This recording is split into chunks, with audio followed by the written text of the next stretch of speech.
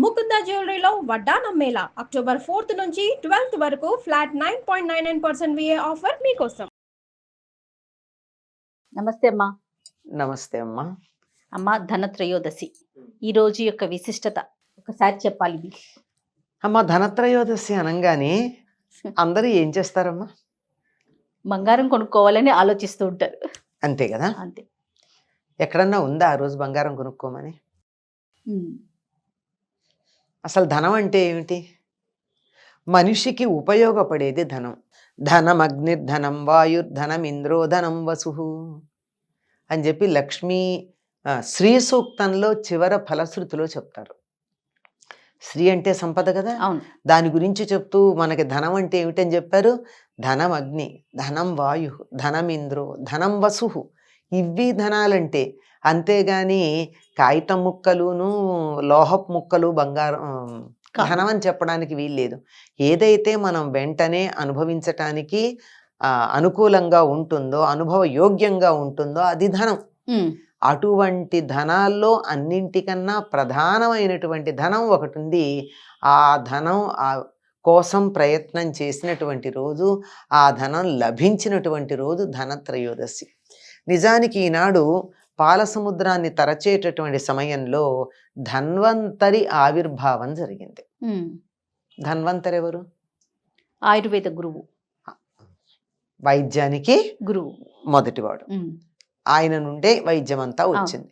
అందుకని ఆనాడు ఆవిర్భవించినటువంటి ఆయన ధన్వంతరి గనక ధన్వంతరి త్రయోదశి రాను రాను ధనత్రయోదశి అయ్యింది. మనుషులకి నిజంగా కావలసినటువంటి అసలైన ధనం ఆరోగ్యం.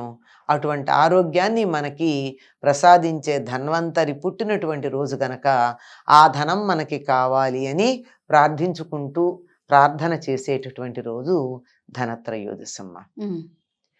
ఈ రోజు ఏం చేయాలమ్మా? దీనికి సంబంధించి మనకి కాలగర్భంలో దక్షిణ దేశంలో కొన్ని సంప్రదాయాలు కాలగర్భంలో కలిసిపోయాయి. కానీ నిజానికి దీపావళి ఎప్పుడు మొదలవుతుంది అంటే ధనత్రయోదశి నాడు మొదలవుతుంది. ధనత్రయోదశి, త్రయోదశి మర్నాడు చతుర్దశి నరక చతుర్దశి, నరక చతుర్దశి మర్నాడు అమావాస్య, దీపావళి అమావాస్య. ఈ ధనత్రయోదశి నాడు సాయంత్రం వేళ యమదీపాలు అని పెడతారు. గుమ్మానికి అటు ఇటు ఇరువైపులా పెట్టి కాస్త వాటి దగ్గర బియ్యం గింజలు, బెల్లం ముక్క పెట్టి ఆ దీపాలకి వాటిని నివేదన చేస్తారు సంధ్యా సమయంలో. పైగా గవ్వ కూడా పెడతారట కొంతమంది. మరి గవ్వ లక్ష్మీదేవికి సంకేతము అందువల్ల అనుకుంటాను గవ్వ కూడా పెడతారట. అప్పటికే దీపావళికి ఇల్లంతా శుచిగా చేసుకుని అన్ని గుమ్మాలకి పసుపులు అవి రాచి సిద్ధంగా ఉంటారు కనుక ఆ రోజు సాయంత్రమే ఈ దీపాలు పెట్టడంతో దీపావళి ప్రారంభం అవుతుంది. యమదీపాలు పెట్టడంతో. ఈ యమదీపాలు పెట్టారు అంటే అర్థం ఏంటో మీకు అర్థమైపోవాలి. యముడు మన వైపు చూడకుండా ఉండాలి. యముడు మన వైపుకు చూడకుండా ఉండాలంటే మనం ఆరోగ్యంగా ఉండాలి. ఆరోగ్యం ఇచ్చేటటువంటి ఆయన ఎవరు అంటే ధన్వంతరి. కనుక ధన్వంతరికి సంబంధించింది గనక ఆ ధనత్రయోదశి నాడు సాయంత్రం యమదీపాలు పెట్టడం పద్ధతి. ఇది కొనసాగింపే నరక చతుర్దశి నాడు తెల్లారుజామున ఇప్పుడు స్నానం చేస్తారమ్మా. నరక చతుర్దశి నాడు ఇంకా చంద్రుడు ఉండగా స్నానం చేయాలి. రాత్రి వేళ ఇంకా చంద్రుడు ఉండగా అభ్యంగన స్నానాలు చేయాలి. చేస్తూ పిల్లలు సరే, పెద్దవాళ్ళు మాత్రం యముడికి తర్పణాలు ఇస్తారు. యమ తర్పణాలు అంటే ఇదంతా ఆరోగ్యం, ఆయుర్దాయం, ఆయువే కదా, ఆయుర్దాయం, వీటికి సంబంధించినటువంటి కార్యక్రమాల్లో భాగాలుగా మనకు అనిపిస్తూ ఉంటాయి. అందువల్ల ధనత్రయోదశి ధన్వంతరి జయంతిగా చెప్పబడుతూ ఉంటుంది. అందుకే ఈనాడు డాక్టర్స్ డే అని చెప్పి ప్రముఖమైనటువంటి వైద్యులందరినీ మన వాళ్ళు సన్మానం చేసుకునేటటువంటి కార్యక్రమం నిర్వర్తించటం జరుగుతూ ఉంది.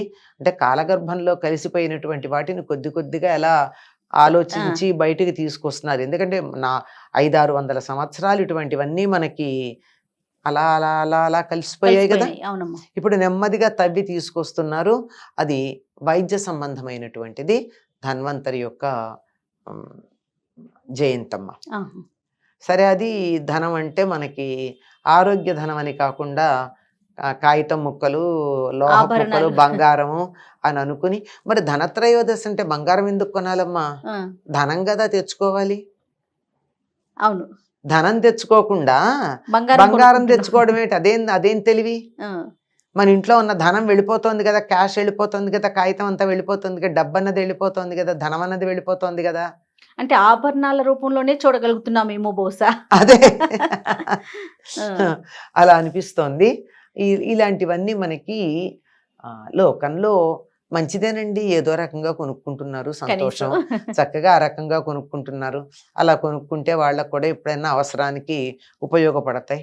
ఉమ్, బంగారం మంచిదే, శరీరం మీద కొంచెం ఉండాల్సినటువంటి అవసరం కూడా ఉంది, మనిషి యొక్క తేజస్సుని పెంచుతుంది, అందువల్ల ఉండడం తప్పేం లేదు.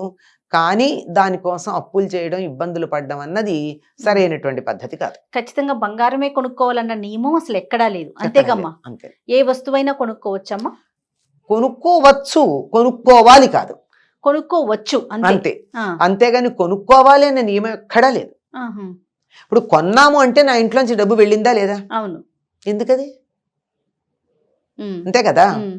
కొనుక్కోవచ్చు, కొనుక్కోవడానికి ఏముందమ్మా, ఎప్పుడైనా కొనుక్కోవచ్చు, వాళ్ళే కొనుక్కోవాలని లేదు. ధనత్రయోదశి రోజే కొనుక్కోవాలన్న నియమం కూడా లేదు. ఉమ్, అస్సలు లేదు. నాకు తెలిసి నేను చదివినంత వరకు ఉన్నటువంటి సాహిత్యంలో ఇంతో అంతో వాటి గురించి తెలుసుకున్న సందర్భంలో ఇలాంటివి ఎక్కడా కనపడలా.